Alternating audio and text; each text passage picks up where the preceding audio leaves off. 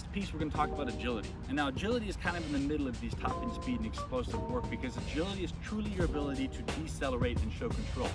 That has to do with anything that's a change of direction or change of pace. So if I go from kind of running to speeding up, to running to slowing down, to a dead stop, to going from a dead stop to a full speed, to laterally moving, it all has to do with my ability to decelerate, control a position, drive my foot in the ground, control that, and push back off. If you see kids that go and they turn, it takes them a bunch of steps to turn, or they put their foot down, but they kind of run over, they're not able to develop strength in this lateral movement.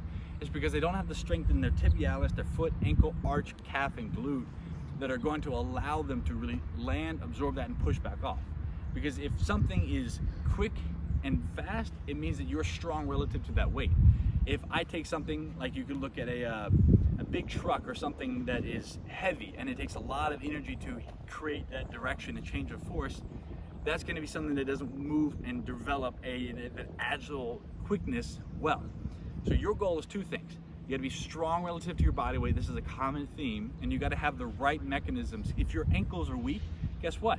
You're not going to be able to put force through them.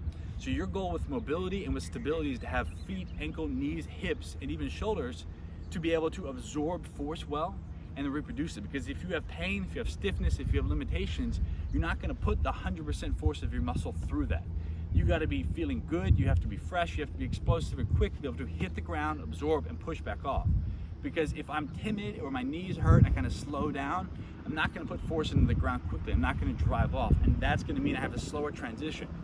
So it's the same way if your brakes are good on a car and you're trying to brake and turn. If you've got really good fresh brakes that you know are good, they work well, and the car's not over heavy, you can hit the brakes and then change direction quickly. But if your brakes are old or tired, or you don't feel confident in them, or your tires aren't gripping the ground well, or the car is super heavy, guess what? You're not going to be able to slam the brakes and make that adjustment quickly. So that's what you want to focus on, are keeping the muscles and joints and ligaments that go up the chain strong and healthy. You have to improve your strength relative to your overall body weight, and you have to work on the coordination and conditioning. So this is where you can get creative. You can go out and do pro agility, L drill, 4-cone drills. You can come up with anything. You can even involve your sport or whatever you want, any ball or any movement in this agility training, because it's all about confusing your body, creating different training environments. And you can say, oh, I'm working on sprinting, I'm gonna go in this pattern, a star pattern, a square pattern, a straight down and back pattern, because it's not trying to learn the drill.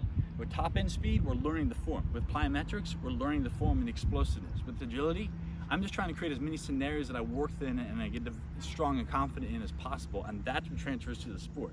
Because when you're playing, you may not have a perfect 5-yard approach, maybe 3 or maybe 6. You got to be able to adjust to that. That's what you're doing. So the training drills are really testing these things that are your strength relative to your body weight and your overall mobility and control of your body. All right. Next, we're going to look at the mindset. So next phase, the next thing we're working through is the mindset. You've got access to all the drills, routines, programs now. And next phase, we're looking at how to develop a strong mind and what that means for not just your athleticism, but also for the rest of your life and all your relationships you have, right? Can't wait to see you there. Thanks for making it so far.